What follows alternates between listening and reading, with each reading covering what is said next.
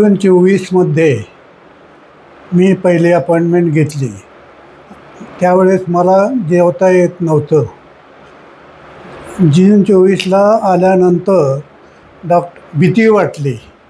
भीती वाटल्या तरी डॉक्टरने आधार दिला, तुम्हाला त्रास होणार नाही म्हणून मी जुलैमध्ये सगळे दात एकाच दिवशी काढले, एकाच दिवशी.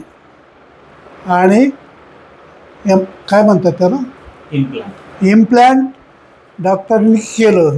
ते केल्यानंतर माझी कोणतीही तक्रार राहिलेली नाही.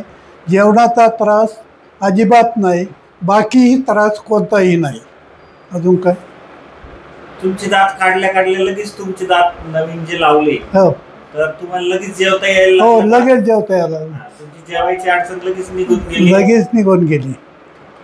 अजून काय नंतर त्रास झाला तुम्हाला? नवीन दीड वर्षामध्ये काही त्रास नाही. तुमचे दात बघा कसे होते. पूर्वी असे दात होते, आता असे झालेले आहेत. म्हणजे हे दात असताना मला जेवता सुद्धा येत नव्हतं. आणि हे केल्यानंतर सगळे प्रॉब्लेम सुटलेले आहेत. असे होते, आता असे झालेले आहेत. हा आजचा एक्सरे आहे फ्रंटचा.